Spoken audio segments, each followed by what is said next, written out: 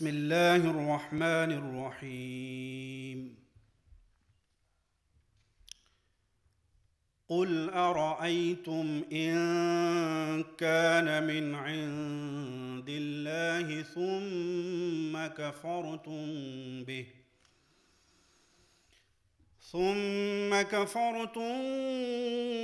به من أضل ممن هو في شقاق بعيد سنريهم آياتنا في الآفاق وفي أنفسهم حتى يتبين لهم أنه الحق أولم يكف بربك أنه على كل شيء شهيد ألا إنهم في مرية من لقاء ربهم ألا إنه بكل شيء محيط۔ ترجمہ: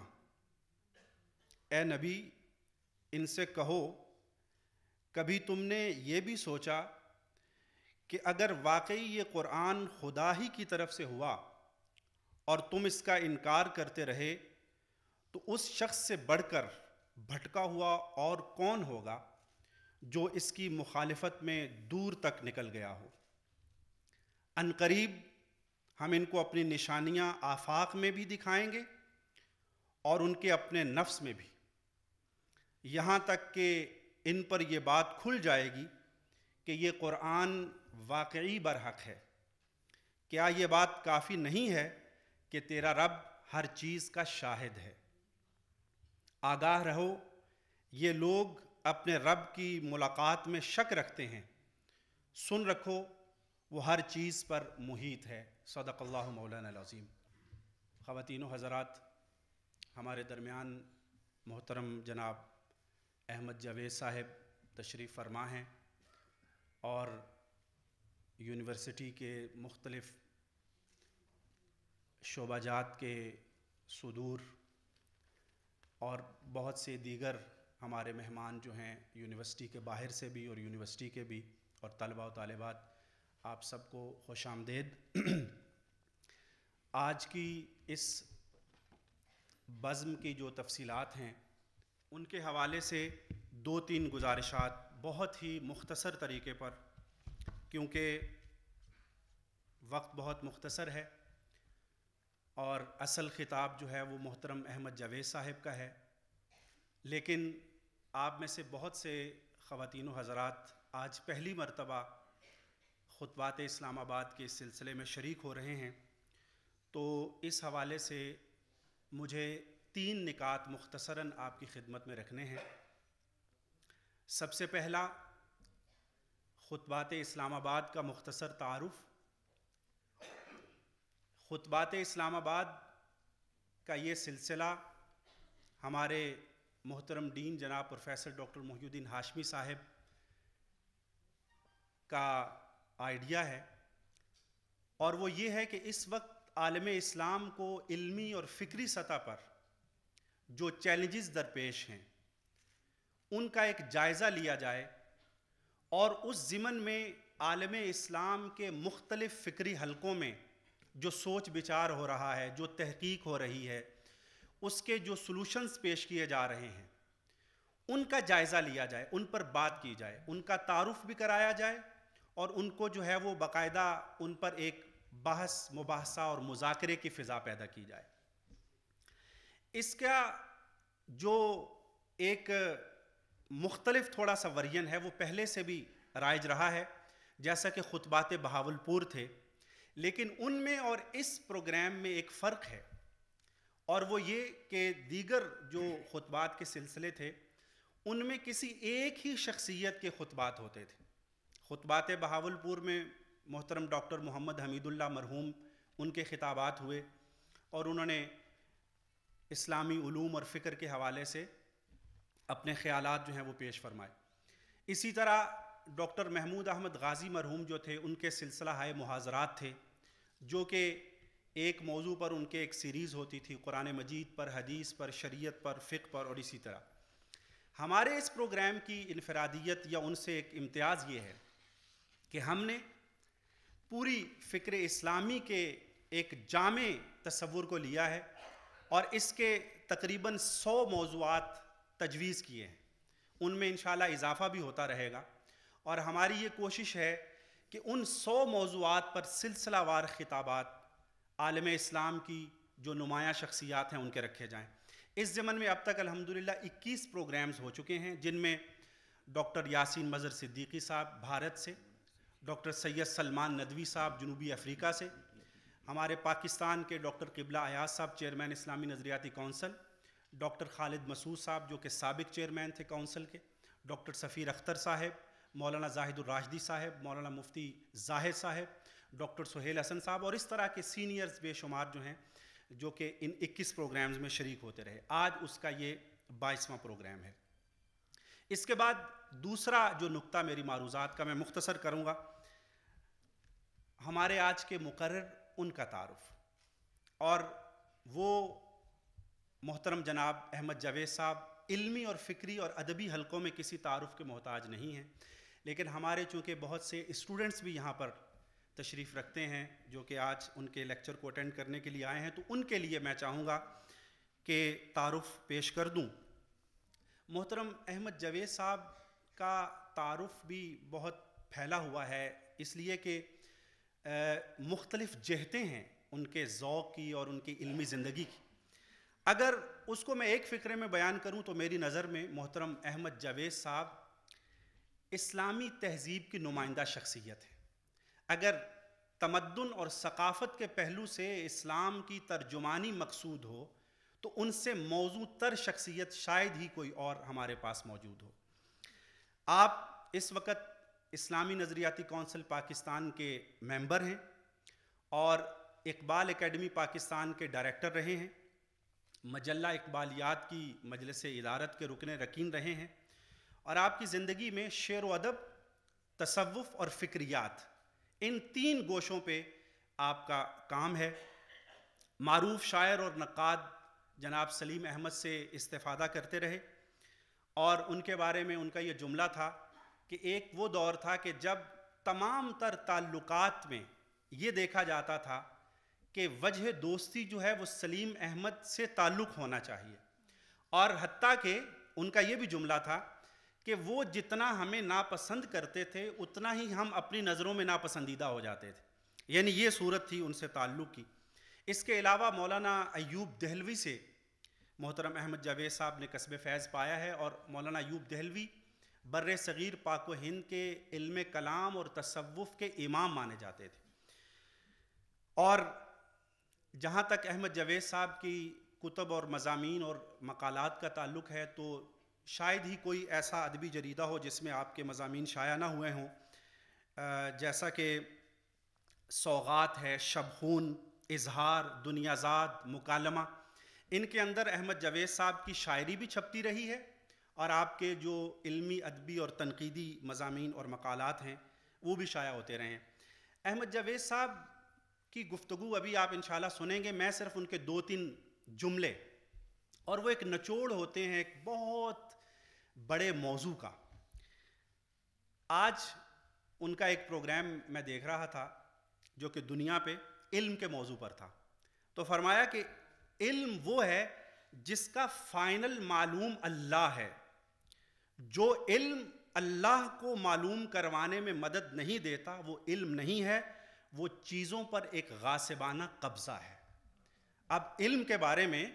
آپ پڑھ جائیے کتابوں کی کتابیں، لیکن یہ جو ایک جچا تلا تبصرہ ہے یہ شاید آپ کی نظر سے نہیں گزرے گا۔ دنیا کا علم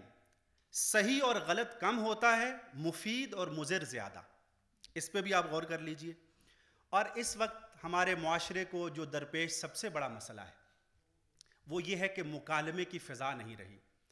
اختلاف کے اظہار کے سلیقے نہیں رہے،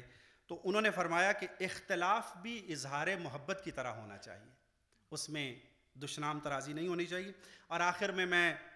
اپنی گفتگو کو سمیٹتے ہوئے ان کے ایک دو شعر آپ کو سنانا چاہوں گا تاکہ آپ کو اندازہ ہو کہ، اور میں نے ذرا تھوڑے سے عام فہم سے قدرے انتخاب کیا ہے۔ محفل ہے اور طرح کی تنہائی اور ہے، محفل ہے اور طرح کی تنہائی اور ہے، اس شہر کی فضا ہی میرے بھائی اور ہے۔ کیا بانس لے کے ناپنے نکلا ہے دل کو تو، کیا بانس لے کے ناپنے نکلا ہے دل کو تو، اس بوند بھر محیط کی گہرائی اور ہے۔ اور آخر میں، کیوں عاشقوں کی آنکھ کے دشمن بنے ہو تم، کیوں عاشقوں کی آنکھ کے دشمن بنے ہو تم، یہ جس سے دیکھتے ہیں وہ بینائی اور ہے۔ اور دو شعر صرف اور۔ اچھی گزر رہی ہے دل خود کفیل سے،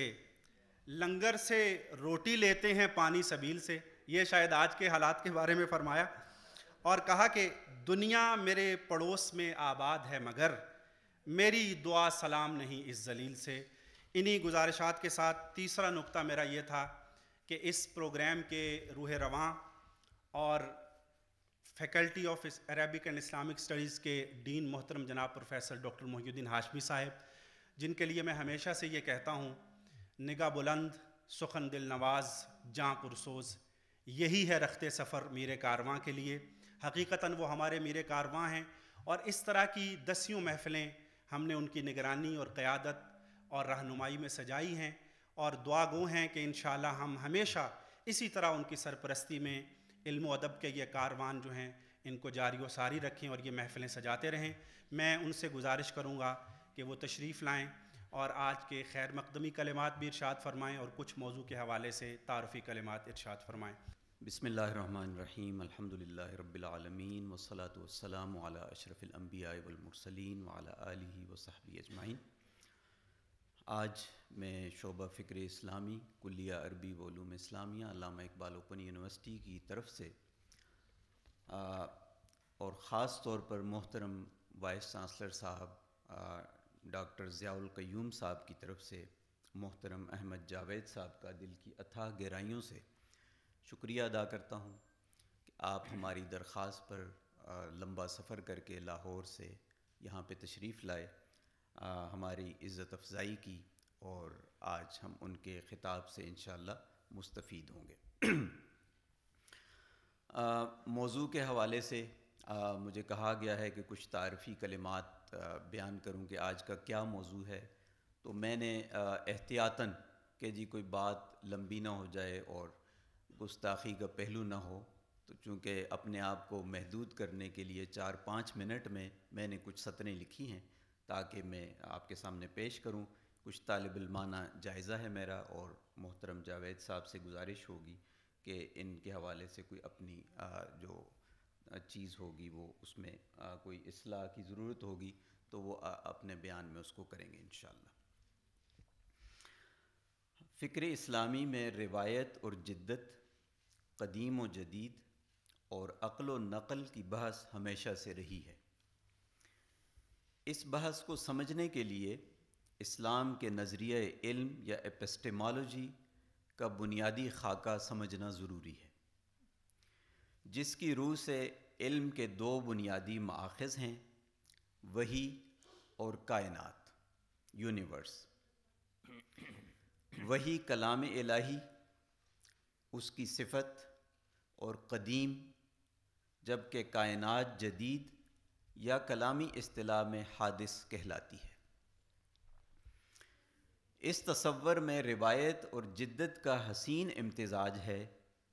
کہ جدید کے فہم اور تطبیق میں قدیم سے رہنمائی، یا فقہی اصطلاح میں مسکوت کو منطوق سے ملانا کہلاتی ہے۔ کتاب و سنت کی قطعی نصوص سے ہمیں جو علم حاصل ہوتا ہے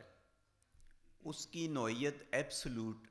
نالج کی ہے یا علم قطعی کی ہے۔ جو ناقابل تبدیل ہے اسے تقدس کا درجہ حاصل ہے، اس میں اصول حرکت لاگو نہیں ہوتا، نہ اس میں ارتقاء کی بحث درست ہے۔ البتہ کتاب و سنت کی وہ نصوص جہاں قطعیت نہیں ہے، اور بیشتر ایسی ہی نصوص ہیں، اور شارع نے اپنی حکمت بالغہ کے تحت انہیں ظنیات میں رکھا ہے، وہاں پہ حرکت، ارتقاء اور اجتہاد کا عمل لاگو ہوتا ہے۔ اس کے برعکس لادینی نقطہ نگاہ سے علم کا مصدر وحید کائنات یا یونیورس ہے، جس سے علم اضافی یا ریلیٹیو نالج حاصل ہوتا ہے۔ اس نظریہ علم کی روح سے روایت یا قدیم کی اہمیت اپنی جگہ، مگر اصل اور معیار جدید ہے۔ روایت اور جدت کے باہمی تعلق کو سمجھنے میں بعض اوقات غلو سے کام لیا جاتا ہے۔ کبھی محض قدیم کو ہی اصل کا درجہ قرار دیتے ہوئے جدید کو اس سے معارض یا کنٹراڈکٹی سمجھا جاتا ہے، اور جدت کے تقاضوں کو نظر انداز کیا جاتا ہے، یا پھر تہذیب جدید کی اندھی تقلید میں جدید کو ہی اصل کا درجہ قرار دیتے ہوئے قدیم دشمنی کا رویہ اپنایا جاتا ہے۔ روایت اور جدت کے تعلق کی بحث میں مغربی اور اسلامی فکر و فلسفہ کا پس منظر بھی پیش نظر رکھنے کی ضرورت ہے۔ مغرب کی نہ تو مذہبی نصوص محفوظ رہیں، نہ اجتہاد کی روایت زندہ رہی، نتیجتاً ان کا قدیم اثاثہ ان کی ترقی کی راہ میں سب سے بڑی رکاوٹ بن گیا، اور یہ چیز الحمدللہ اسلامی روایت کے ساتھ نہیں رہی۔ فکر اسلامی کی روح سے شریعت کے مآخذ میں اجتہاد، جس کا موضوع ہی جدید ہے، ہمیشہ سے شامل رہا ہے اور خود روایت کا حصہ رہا ہے۔ حضرت عمر کے اجتہادات اس حقیقت کی نمایاں مثال ہیں۔ حالات کی تبدیلی کی بنا پر حضرت عمر نے بڑے بڑے اجتہادات کیے ہیں، اور آپ کو علم ہے کہ حضرت عمر نے جو اتنے بڑے اجتہادات فقید المثال کیے، جن کا تاریخ میں ہمیں کم مثالیں ملتی ہیں، اس کا جو جواز بتایا تھا وہ یہ تھا کہ حالات بدل چکے ہیں۔ اور یہ بھی آپ کو پتہ ہے کہ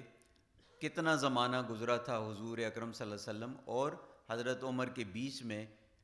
جس کا انہوں نے کہا کہ حالات کی تبدیلی کی وجہ سے اتنے بڑے اجتہادات کی ضرورت پیش آئی ہے۔ وہ امت جو اسلام کی ابدیت اور ختم نبوت پر ایمان رکھتی ہے، وہ کیسے تصور کر سکتی ہے کہ حالات کی تبدیلی کے باوجود اجتہاد یا جدت کے تقاضوں کو ایڈریس کرنے کی ضرورت نہیں ہے؟ روایت اور جدت کی اس بحث کو سمجھنے اور اس کے ناقدانہ جائزہ کے لیے شعبہ فکر اسلامی تہذیب و ثقافت اسی سال انشاءاللہ ایک بین الاقوامی کانفرنس کے انعقاد کا پروگرام بنا رہا ہے، اور آج کی جو یہ نشست رکھی گئی ہے دراصل یہ اسی بڑے پروگرام کا ایک مقدمہ ہے، اور ہم کوشش کریں گے کہ انشاءاللہ محترم احمد جاوید صاحب کی گفتگو سے ہم اس کی ایک بیسک آؤٹ لائن ڈیزائن کریں گے، اور اپنے جو محاور ہم نے تجویز کیے ہیں ان میں بہتری لانے کی کوشش کریں گے۔ میں ان تعارفی کلمات کے ساتھ محترم شیخ الجامعہ کا شکر گزار ہوں، جن کی سرپرستی اور تعاون سے آج کا یہ پروگرام مکمل ہوا، اور میں درخواست گزار ہوں آج کے مہمان گرامی اور جو آج کے کلیدی خطبہ جو ارشاد فرمائیں گے محترم احمد جاوید صاحب سے، کہ وہ تشریف لائیں اور ہمارے قلوب و اذہان کو اپنی فکر تازہ سے منور فرمائیں۔ بہت شکریہ۔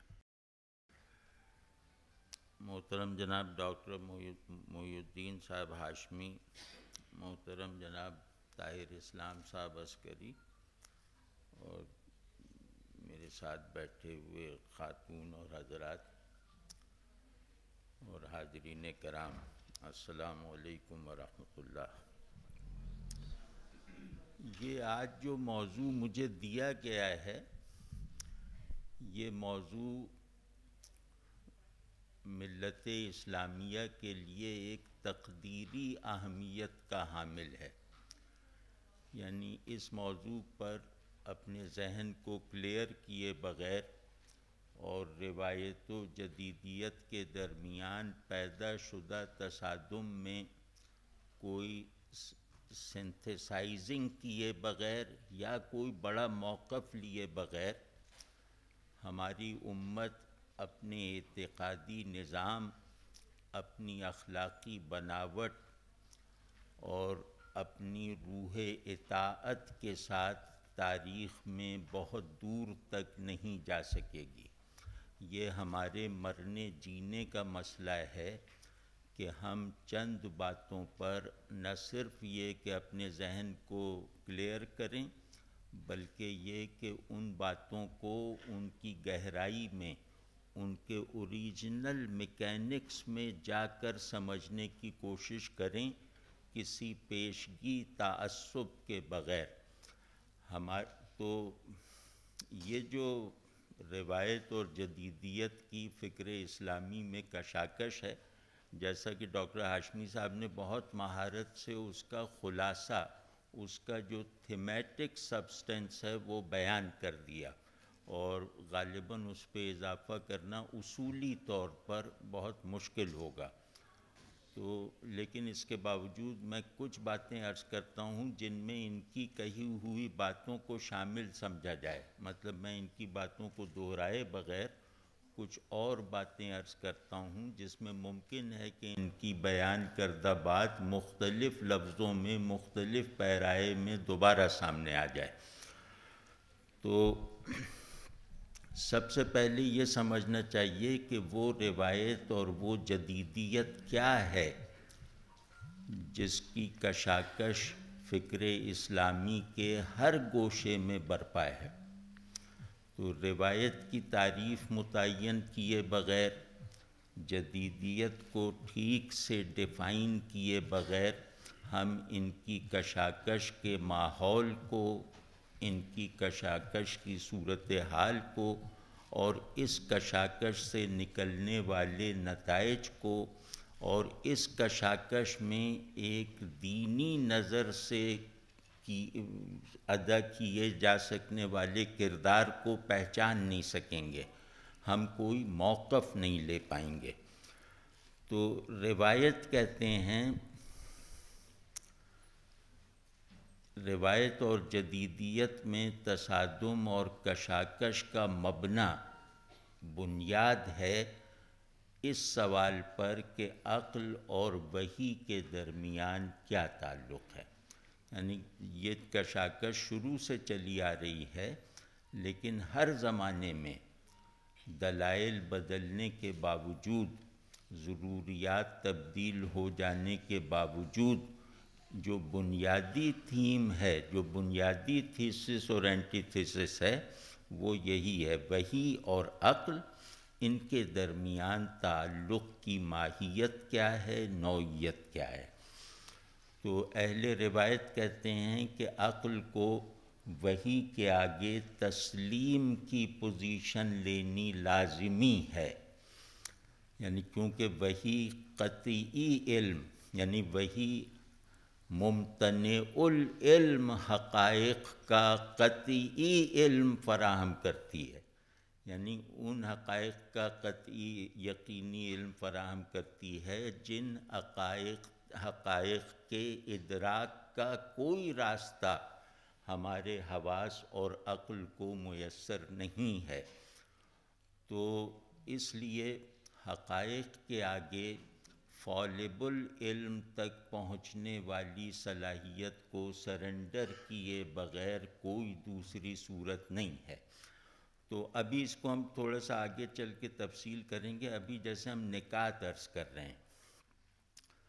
تو اہل روایت کا موقف یہ ہے کہ عقل کو وحی کے آگے تسلیم محض کی پوزیشن لینی ہے اور اپنے عمل تعقل کو اس تسلیم محض کی روشنی اور رہنمائی میں انجام دینا ہے. اب یہ اہل روایت کا پورا موقف ہے. اس موقف کو تھوڑا سا میں تفصیل سے عرض کروں کہ وہ کہتے ہیں کہ جب میں نے عقل کو ایمان پر مائل کر لیا، ایمان عقل کا کانٹینٹ بنتا ہے عقل کو مکمل طور پہ پیسو کر کے، ایمان عقل کی پیسیوٹی کا کانٹینٹ ہے. مطلب اتنا انشاءاللہ سب سمجھ ہی رہے ہوں گے کہ عقل جب کسی ڈسکورس کے آگے، کسی بیان کے آگے، کسی آبجیکٹ کے آگے سرنڈر کرتی ہے، اس کو اس کے آگے تسلیم محض کا موقف اختیار کرتی ہے، تو پھر جس کو عقل تسلیم کرتی ہے وہ حقیقت یا وہ بیان عقل کی تمام سرگرمیوں کا رخ متعین کرنے والا رہنما بن جاتا ہے. تو یہ بات آپ نہیں جانتے تو جاننی چاہیے، اور جانتے ہیں تو میری طرف سے پیشگی مبارکباد کہ علم جو ہے وہ ایک پرسپیکٹو سے ہوتا ہے، یعنی شعور میں جاننے کا ایک تصور اور ضرورت پہلے سے ہوتی ہے. شعور میں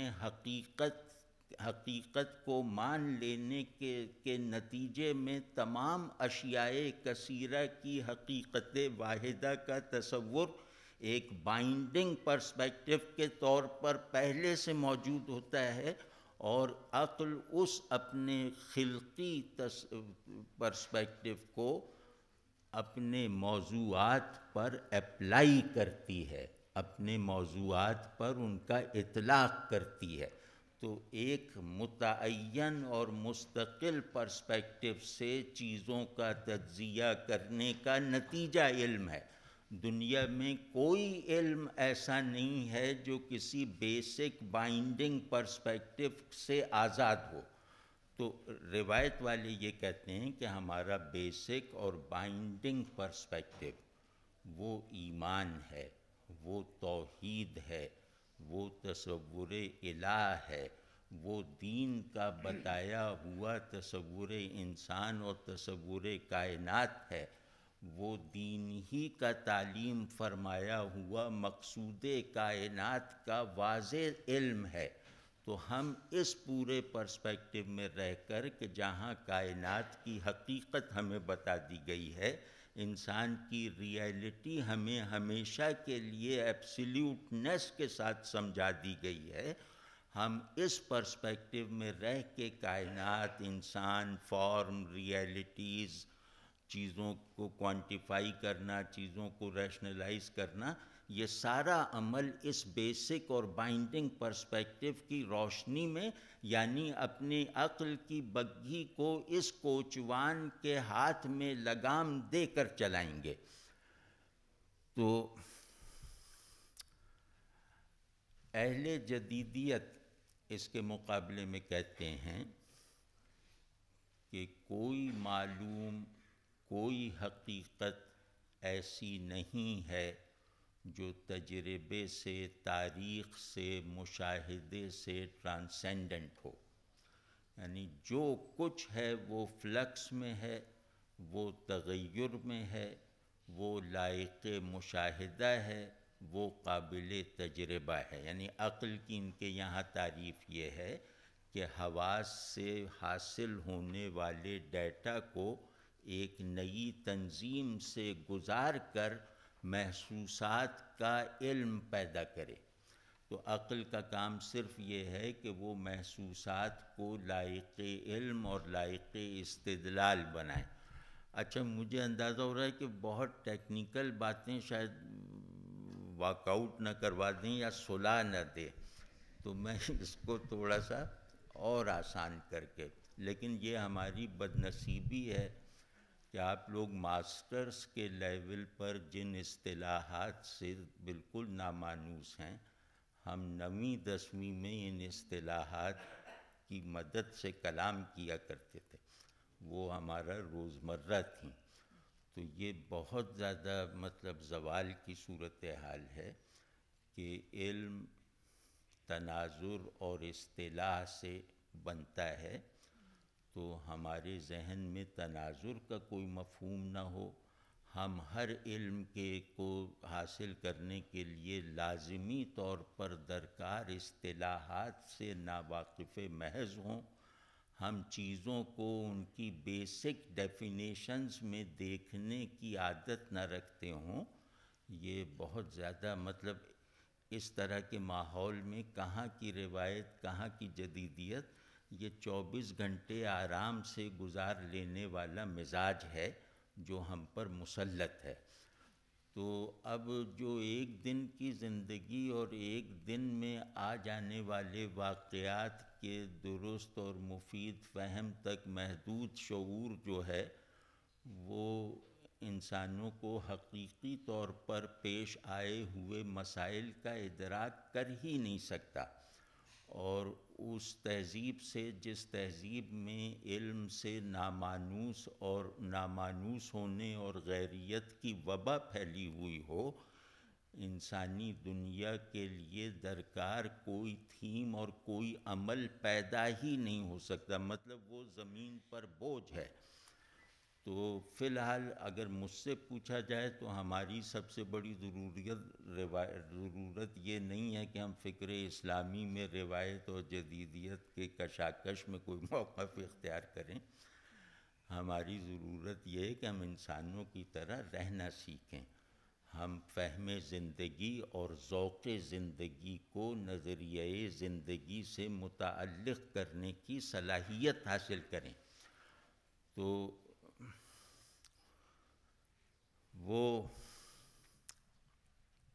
لیکن چونکہ اب یہ کہ بہت سے لوگ بہت باتیں سمجھ رہے ہوں گے، تو انہیں جیسے نہ جانتے ہوئے انہیں اپنا مخاطب بنا کے عرض کر رہا ہوں کہ جس طرح روایت کا جو بیسک وہ ہے ڈسکورس، وہ ہے کہ وہی عقل پر مطلقاً غالب ہے، اور مطلقاً غلبے کا مطلب یہ ہے کہ عقل وحی کے بتائے ہوئے حقائق کو غیر تنقیدی نظر سے تسلیم کرے گی اور پھر ان تسلیم کردہ حقائق کو دنیائے حوادث پر منطبق کرے گی، یعنی شعور میں آئے ہوئے اصول ثبات کو جہان تغیر میں مرکزیت اور تحکم کے ساتھ استعمال کرے گی، یعنی ایمان میرے علوم کی حتمی تشکیل کرے گا، یعنی میرے ان علوم کی جو یقیناً فالسیفائیبل ہیں،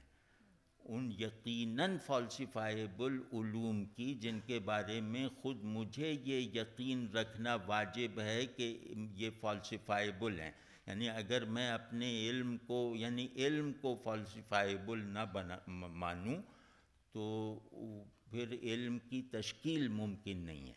پھر ذہن اور شے کے تعلق میں حرکت ممکن نہیں ہے، ذہن اور شے کے تعلق میں نئے وینیوز کی دریافت ممکن نہیں ہے اگر میں اپنی گیون نالج کو، اپنے ٹولز آف نالج کو فالسیفائیبل نہ مانوں، یعنی فالسیفائیبلٹی تصور علم کا لازمہ ہے، یعنی امکان خطا کے بغیر کوئی تصور علم فارم کرنا وہ مکمل طور پر غلط ہے۔ تو اب روایت والوں کا موقف یہ ہے کہ اس مطلق علم کو، یعنی اس مطلق خبر کو اپنے امکان خطا رکھنے والے علوم کی سمت مقرر کرنے کے لیے استعمال کرو۔ اس کو تھوڑا سا میں پھیلا کے کہہ دوں، یہ جملہ جو اب میں کہوں گا یہ غیر مربوط ہے اور قدرے مطلب یہ کہ ذرا عملی نوعیت زیادہ ہے، علمی کم ہے۔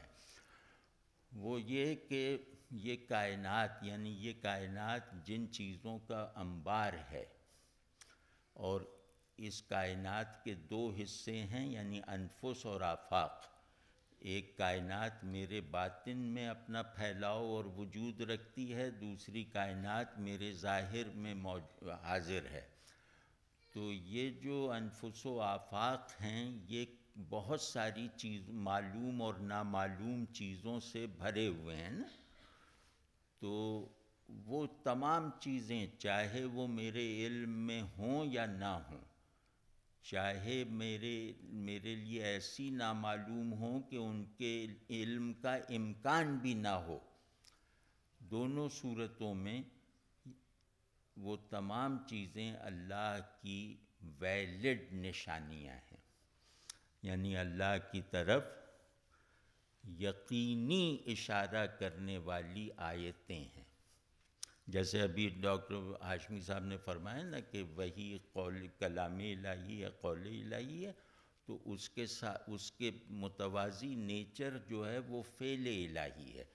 تو اللہ کا فعل اپنے آثار کو مرتب اور پروڈیوس کرنے کے لیے اصول تغیر کو ایک الوہی صنعت فراہم کرتا ہے، اسی طرح اللہ کا قول اپنے معنی قطعی کو ملحوظ رکھوانے کے لیے اصول ثبات کو شعور پر مسلط رکھتا ہے۔ تو اب اس میں جو ہے میں سب سے پہلے پابند ہوں، جو میں کہہ رہا ہوں نا کہ وحی کو اپنا مین پرسپیکٹو بنا کر علمی سرگرمیاں شروع اور ختم کرنا، وہ یہ ہے کہ میری نظر میں چیز کا ایک ہی علم ہے جو فالسیفائبل نہیں ہے، جس میں امکان خطا نہیں ہے، اور وہ علم یہ ہے کہ یہ اللہ کی مخلوق اور اللہ کی نشانی ہے۔ میں چیز کی یہ جو ڈیفینیشن رکھتا ہوں، کائنات اور اس کے تمام کانٹینٹس اور ڈیٹا کی یہ جو ڈیفینیشن میں رکھتا ہوں، اس ڈیفینیشن میں غلطی کا کوئی بھی امکان مجھے نظر نہیں آتا، کہ ڈیفینیشن ہمیشہ وہ ہوتی ہے جو قطعی علم اجمال میں فراہم کرے، اس اجمال کی تفصیل میں غلطیاں ہوتی ہیں۔ تو اب اللہ کی مخلوق ہے ہر شے اور اللہ کی نشانی ہے۔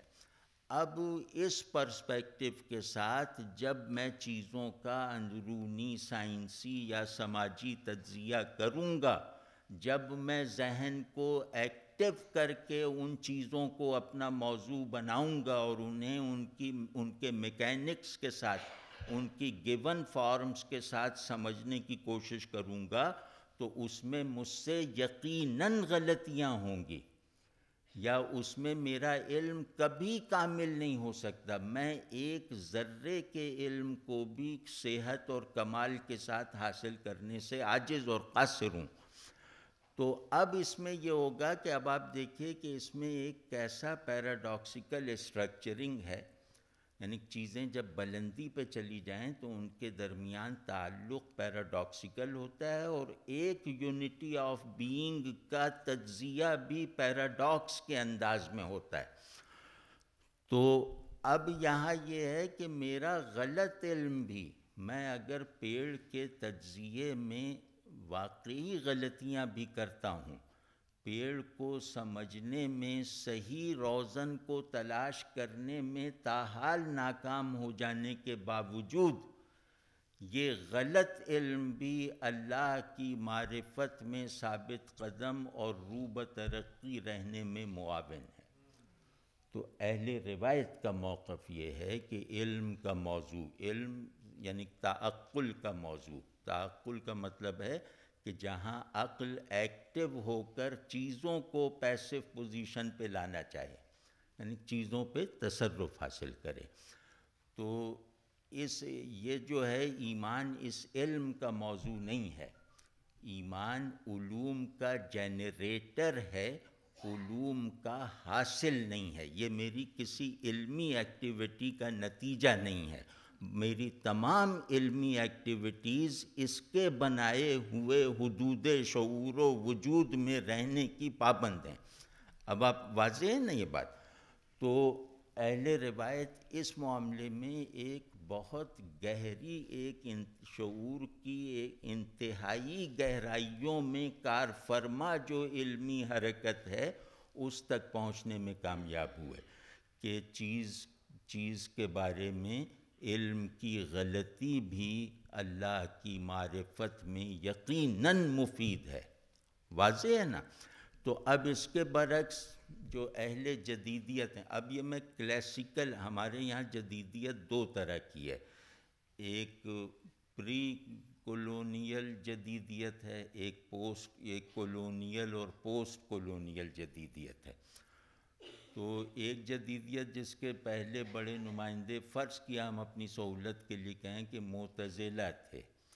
معتزلہ اور اہل روایت میں تصادم کی بنیاد تصور وحی اور تصور عقل میں تھی، وہی آگے چلتی رہی اور وہ کرسٹلائز ہو گئی، یا یوں کہہ لیں کہ ولگرائز ہو گئی سر سید میں آ کر۔ سر سید معتزلہ کا ایک ولگر اور منیمل ورژن ہے، تو ایک محدود تصور عقل کے ساتھ، کیونکہ معتزلہ عقل کے لیے میٹا فزکس کو موضوع مانتے تھے، سر سید نے عقل کے لیے میٹا فزکس کو موضوع بنانے سے انکار کیا اور میٹا فزکس کو بھی امپیریسائز کرنے کی زبردستی کی کوششیں کیں، تو خیر وہ الگ ہے۔ تو جو ہماری کلاسیکل جدیدیت ہے وہ یہ کہتی ہے کہ عقل شے کو جس طرح سمجھتی ہے وہی کافی ہے، ہمیں شے کی ڈیفینیشن، شے آپ سمجھتے ہیں نا، جس پر وہ آبجیکٹ جس پر عقل کام کرے، وہ آبجیکٹ چاہے میں خود ہوں چاہے مجھ سے باہر ہو، تو آبجیکٹ وہی ہے، آبجیکٹ کی ڈیفینیشن وہی ہے جو اسے عقل سے فراہم ہوتی ہے، آبجیکٹ کی کوئی ماورائی تعریف نہیں ہے، یعنی چیزوں میں اچھائی برائی خوبصورتی بدصورتی وغیرہ جو ہیں، یعنی جو چیزوں کا یہ کمپوننٹس ہیں، یہ جو ہے اس کا فیصلہ عقل کرتی ہے، وہی نہیں کرتی، تو لہٰذا فائنلٹی یعنی سارا دار و مدار چیزوں کو ماننے اور جاننے کا یہ عقل پر ہے، اور اس کا لازمی نتیجہ یہ ہے یا عقل کی ذمہ داری یہ ہے کہ وہ وحی کے سیمینٹکس کو طے کرے، یعنی وحی ایک کلام ہے، اس کو سمجھنے میں عقل مکمل طور پر آزاد ہے، کوئی روایت، کوئی حدیث، کوئی تفسیر، کوئی تشریح آیت قرآنی کے مفہوم کو متعین نہیں کر سکتی، بلکہ یہ کہ ایک آیت میری عقل اپنی موجودہ کنڈیشنز میں اس آیت کو جس طرح سمجھ رہی ہے وہی اس آیت کا منشا ہے، اور 1000 سال بعد اپنے حالات اور اپنے ذرائع تعلیم سے تشکیل پانے والی عقل اس آیت کو، اسی آیت کو جس طرح سمجھے گی، جن مصارف میں استعمال کرے گی، وہی ان آیتوں کا حقیقی منشا اور حقیقی مصرف ہوگا۔ آپ سمجھ رہے ہیں نا؟ تو اب انہوں نے کیا یہ کہ اللہ کے قول کو تغیر کی، مطلب یوں سمجھیں کہ اصول تغیر کو اصول ثبات پر غالب کیا، انہوں کا ثبات کہتے ہیں تغیر میں ٹھہراؤ پیدا ہو جانے کے ایک وقفے کو، جیسے ہی چیز بدلے گی تو وہ ایک دوسرے ریلم آف پرماننس میں چلی جائے گی، اس کے بعد تیسرا ریلم شروع ہو جائے گا، گویا ثبات جو ہے وہ ایک لکیر ہے تغیر کی، اس کی تشکیل کرنے والے نقطوں کی طرح ہے۔ تو اب یہ بہت ہی بنیادی مطلب فرق ہے، اور یہ فرق ایسا ہے کہ ہم ان دونوں موقفوں کو کسی طرح بلینڈ نہیں کر سکتے، مطلب اس تصادم کو ہم کسی نقطے پر لے جا کر حل نہیں کر سکتے، بلکہ ہم خود کو جیسے پابند محسوس کرتے ہیں۔ علمی اپروچ یہی اختیار کی جا سکتی ہے کہ یا تو عقل و وحی کے تعلق کا روایتی منہج درست ہے، یا پھر جدیدیت والے جو عقل کو جو کردار تفویض کر رہے ہیں، عقل کو جس طرح ڈیفائن کر رہے ہیں وہ درست ہے۔ تو اس میں مطلب آئدر اور والی سچویشن ہے۔ تو یہ تھا جدیدیت اور روایت میں عقل اور وحی کے تعلق، اور وحی اور عقل کی اپنی اپنی ڈیفینیشنز کے معاملے میں پیدا ہو جانے والا تصادم، جو روایت کے غلبے پر منتج ہوا. یعنی یہ میں اولین تصادم کی بات کر رہا ہوں، معتزلہ اور متکلمین یا معتزلہ اور اہل روایت میں جو کشاکش تھی. تو اب ہوتا یہ تھا کہ پہلے ہم اپنے استاد کے آگے بے بسی، پرشوق بے بسی میں مبتلا رہتے تھے، پرشوق بے بسی. اب لوگ اساتذہ کے آگے جو ہے نا وہ ایک بیزاری اور ایک مطلب وہ علم سے نفرت پیدا کر دینے والی بیزاری کی حالت میں رہتے ہیں. تو وہ بڑی مشکل ہو گئی ہے. مطلب بہت سی باتیں ناگفتہ رکھنا جو ہے وہ جیسے لگتا ہے کہ ہماری ذمہ داری ہے کہ ہم بہت بڑی اور گہری باتیں نہ کہا کریں. تو پھر جب کہنے والے مر کھپ جائیں گے تو زندگی کو انسانی بنائے رکھنے کا کوئی راستہ تم لوگوں کو نہیں ملے گا.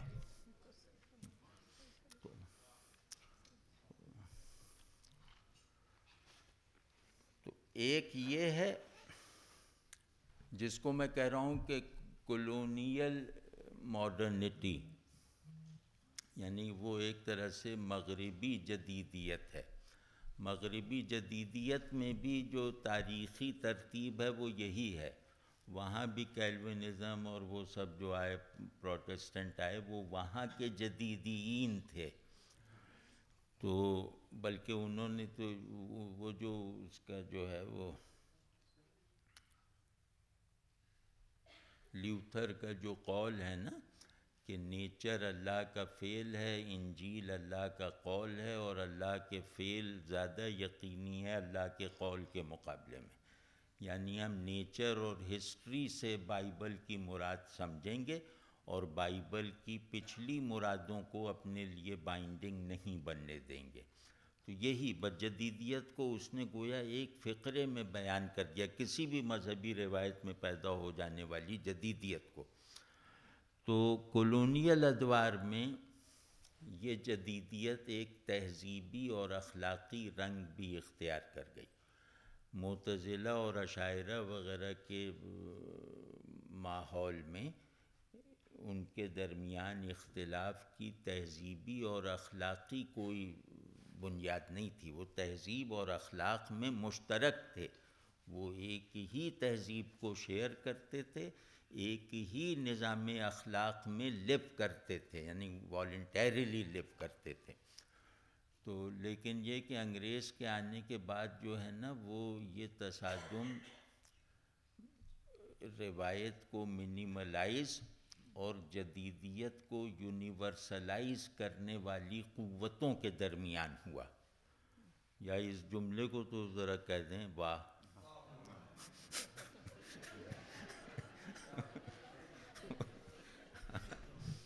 تو وہ اب جو ہے اب ہسٹری حکم بنی، یعنی وحی اور عقل کے تعلق میں حکم اور قاضی کا درجہ تاریخ کو حاصل ہو گیا. یعنی اب حق و باطل کی کسوٹی تاریخ اور ایک پریگمیٹک ہسٹوریسٹی بنی. پریگمیٹک ہسٹوریسٹی سمجھتے ہیں کہ ہر وہی چیز حق ہے جس کا ہمارے تصور افادیت کے مطابق مفید بننا ثابت ہو جائے. ٹھیک ہے، جو ہمارا تصور افادیت ہے. مطلب پہلے کا تصور افادیت فرض کیا یہ تھا کہ اچھا گھڑا مل جائے اور اس میں رکھا ہوا 14 گھنٹے کا پانی مل جائے تو بہت مفید اور بہت آرام ہے. اب یہ ہے کہ اچھا فریج مل جائے، اس کے بعد پتہ نہیں کیا ہو. تو ہر زمانے کا ایک اپنا تصور افادیت ہوتا ہے، اور وہ جدیدیت نے اس تصور افادیت کو بائیولوجیکل بنا دیا. تو اب ایک بائیولوجیکل یوٹیلیٹیرینزم کے دائرے میں پیدا ہونے والا تصور افادیت نظریات کے حق و باطل ہونے کا فیصلہ کرے گا. تو اب اس میں جو ہے وہ اس کی بہترین مثال سر سید احمد خان ہیں پورے عالم اسلام میں. بہترین مثال سر سید احمد خان ہیں، جن کو پڑھ کے، جن کے کاموں کو دیکھ کر ہم آسانی سے سمجھ سکتے ہیں کہ اب روایت اور جدیدیت کے تصادم میں ایک توسیع اور کچھ نئے عناصر اور عوامل کا اضافہ ہو گیا ہے، کچھ نئے موضوعات کا اضافہ ہو گیا ہے، اور یہ تصادم اب دینی اور فقہی اور متصوفانہ نہیں رہ گیا، بلکہ تہذیبی نوعیت اختیار کر گیا ہے، اخلاقی ماہیت اس میں پیدا ہو گئی ہے. وہ کیا، میں اس کا اب بہت سہولت سے جیسے عرض کرنے کی کوشش کر رہا ہوں. وہ یہ کہ سر سید نے مسلمانوں کو مغرب کے آگے نفسیاتی برتری میں، نفسیاتی کمتری کے احساس میں جھونک دیا. انہوں نے عقل میں بھی مغرب کی عقل کو معیار بنایا، مغرب کے تصور عقل اور مغرب کی عقل جو اس کے کارنامے تھے اس کو معیار بنایا. یعنی علم میں بھی مغرب ہی معیار واحد ہے، اخلاق میں بھی مغرب ہی معیار واحد ہے. اب علم اور اخلاق دونوں پولز کو کنٹین کرنے والا یونیورس ویسٹ ہے. تو اب اس کے سامنے ہم گویا اپنی ایک نان اینٹیفیکیشن کے عمل میں چل پڑے نا. یعنی اب ہمارا مسلمان ہونا، ہمارا ہندوستانی ہونا، ہمارا یہ ہونا، ہمارا وہ ہونا، اب یہ سب ہماری عدمی شناختیں ہیں، وجودی پہچانیں نہیں ہیں. تو سر سید نے دین اور دین سے بننے والی تہذیب کو معدومیت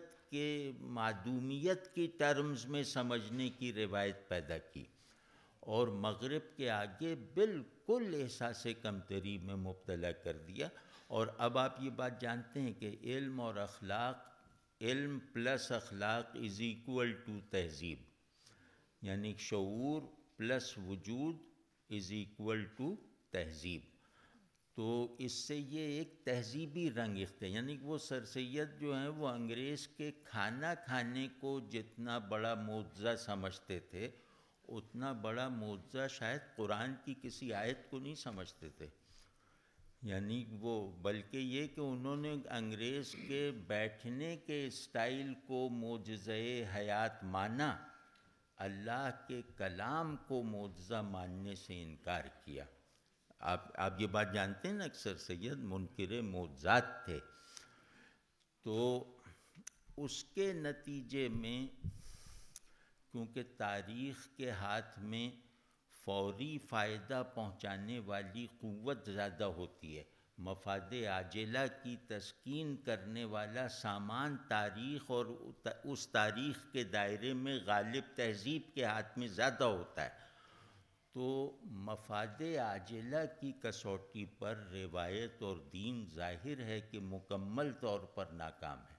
یعنی دین مفاد عاجلہ کو پورا کرنے تھوڑی آیا ہے، وہ تو مفاد عاجلہ کے سلسلے میں مجھے